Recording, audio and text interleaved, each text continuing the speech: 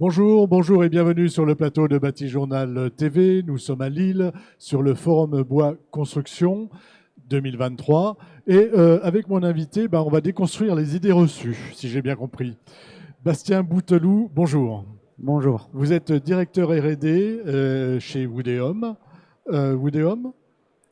Woodéum, on est un promoteur immobilier bas de carbone qui construit majoritairement en bois massif. On existe depuis 2014 et on est aujourd'hui à 5500 logements livrés ou engagés. Depuis 2014. Donc en un peu moins de 10 ans finalement. Tout à fait. Vous nous présentez un projet qui a, si j'ai bien compris, qui est RT 2012 et qui répond aux critères de la RE, mais en 2031, c'est ça? C'est exactement ça. Ce projet, c'est Melia. C'est un projet majoritairement de logement, mais on reviendra sur la programmation après, qui se situe à Taverny, dont on a déposé le permis de construire en 2019. Donc, de facto, il était soumis à la RT 2012 et non à la RE 2020. C'est un projet qu'on a construit, qu'on a livré. On peut voir une photo de la façade derrière. Donc, la façade principale. Ah non, c'est la façade de derrière. C'est pas non, c'est la façade principale qui est derrière moi. Qui est derrière, d'accord, qui est derrière vous. C'est un projet dans lequel vivent aujourd'hui déjà des familles et que l'on a passé au crible du moteur de calcul RE 2020 lorsque celui-ci est sorti. Puisque c'est un projet qui avait de bons résultats, c'est un projet qui est déjà labellisé BBCA excellent.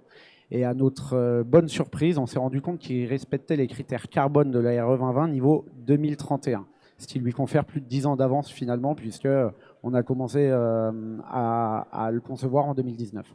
Ce qui veut dire qu'on est capable aujourd'hui, sans avoir cherché à le faire, donc en voulant répondre tout simplement à la RE 2012, enfin à la RT 2012, on est capable de construire des bâtiments qui répondent à 2031. Moi, je pensais que c'était très difficile. Alors, c'est un bâtiment pour lequel on s'était quand même fixé des contraintes d'obtention du label BBCA et cela au niveau excellent. C'est le label qui représente l'exemplarité environnementale sur les critères carbone et sur tout le cycle de vie du bâtiment. Donc, il était quand même conçu et construit dans un mindset vraiment d'optimisation carbone. Et le carbone étant un critère majeur chez nous, il fait partie de l'intégralité des décisions. Beaucoup pensent que c'est impossible. Ce bâtiment déjà livré, dont l'opération est complètement finalisée, tout a été vendu, tout a été livré et il n'y a quasiment plus de réserve sur ce bâtiment, il me semble, démontre que c'est possible. Ce calcul, il a été effectué, le calcul des critères RE20 a été effectué par le bureau d'études du projet qui est Pouget Consultant et montre que dès aujourd'hui, on peut y arriver lorsque on met toutes les chances de son côté en termes de carbone. Alors, quelles sont ces chances justement? Qu'est-ce que vous avez, qu'est-ce qui fait qu'aujourd'hui, ce bâtiment, il est déjà compatible avec les plus hauts critères de la RT 2020? Je ne vais pas y arriver, entre RE 2012 et RT. Donc c'est RE 2020. Deux grandes thématiques qui sont évolutives dans le temps lors de la RE 2020 et qui font la différence entre un niveau 2022, 2025, 2028 ou 2031, ce sont les critères carbone. Le carbone pour l'énergie, donc déjà on est parti sur des vecteurs énergétiques assez décarbonés puisqu'on a du chauffage électrique par effet Joule et de l'eau chaude sanitaire qui est produite à partir d'une pompe à chaleur RO qui est collective et en toiture avec peu de fluide frigorigène. Et le deuxième critère carbone, c'est les matériaux de construction.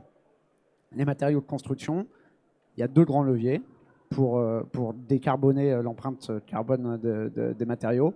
Le premier, c'est les quantités, donc en utiliser le moins possible pour un même usage. Ça veut dire que pour 1 m² de surface habitable, je vais plus essayer de tendre vers moins d'1 m² de façade que vers 2 m² de façade.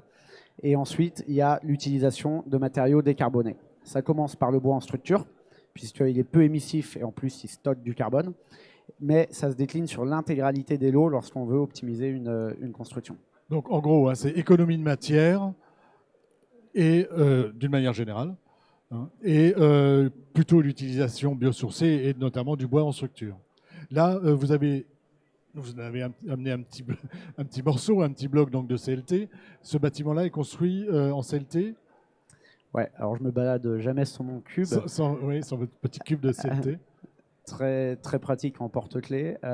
On est sur un rez-de-chaussée qui est en béton, avec une cage escalier ascenseur en béton, plutôt pour des raisons incendie, puisqu'on est sur un bâtiment qui est de 3e famille en classement incendie. Et ensuite, pour tous les étages, on a des façades en CLT, des planchers en CLT et des lignes structurelles intérieures qui sont en poteau-poutre lamellé-collé. Donc en fait, on se retrouve avec 80% de la structure qui est en bois. J'ai entendu dire par certains architectes que le CLT était quand même, on parlait d'économie de matière, hein, c'était aussi quand même des fois beaucoup de matière.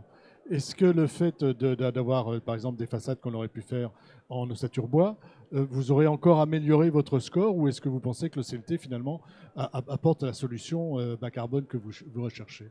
Alors, on est convaincu que le CLT pour les immeubles qu'on produit, qui sont en fait des immeubles souvent positionnés dans des endroits denses et dans lesquels il faut monter en hauteur, est un excellent moyen de construire de façon équilibrée sur tout son système. Si ce bâtiment était un bâtiment en R+1 ou R+2, peut-être que le CLT n'aurait pas en effet été la réponse en façade. Il aurait probablement été en plancher, dans tous les cas, mais en façade, donc ce serait en effet posé la question. Là, on est sur un bâtiment qui est en R+4 et en R+5. Là, on voit que la façade qui est en R+4, mais il est un peu plus, il est un peu plus haut à côté. Donc, il reprend plus de charge. Et ces façades qu'on rend porteuses pour limiter après les lignes de poteau-poutre intérieures, avec une épaisseur d'environ 14 cm, arrive à reprendre toutes les charges du bâtiment.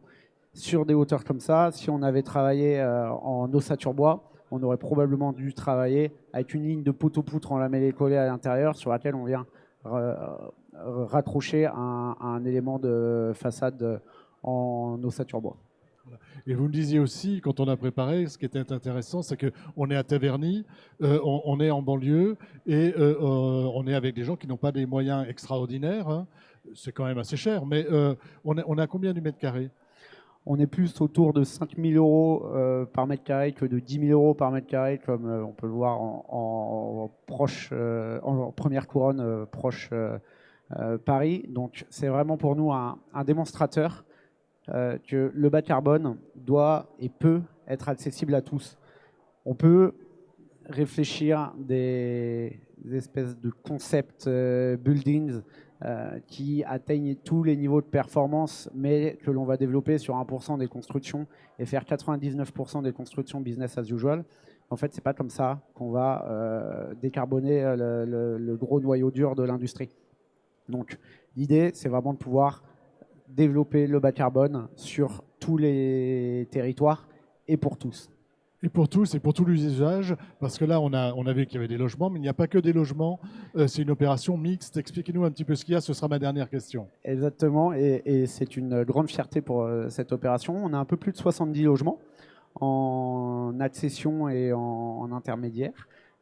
Et on a aussi un local associatif qui aura pour usage, ce sera un espace éducatif pour jeunes autistes. Et on a une colocation de 9 chambres pour personnes porteuses de handicap. Donc un bâtiment mixte avec usage mixte. Le bas carbone et inclusif, comme on dit aujourd'hui. Dernière question, on a 1 minute. Le bois, on le voit à l'intérieur, on ne le voit pas à l'extérieur ou peu à l'extérieur. Mais est-ce qu'on le voit à l'intérieur? On le voit à l'intérieur dans la limite d'une paroi par logement pour des questions de développement incendie, mais aussi d'acoustique et beaucoup d'autres contraintes physiques du bâtiment en intérieur. Écoutez, merci d'être venu nous parler donc de ce bâtiment qui est d'ores et déjà RE 2020-2031 compatible. Et vous allez bientôt le présenter donc ici sur le forum. Tout à fait. Merci pour l'accueil. Merci à vous, merci d'être venu sur le plateau de Bâti Journal TV.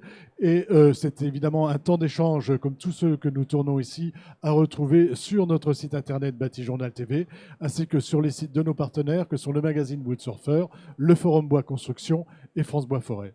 Merci à vous. Merci.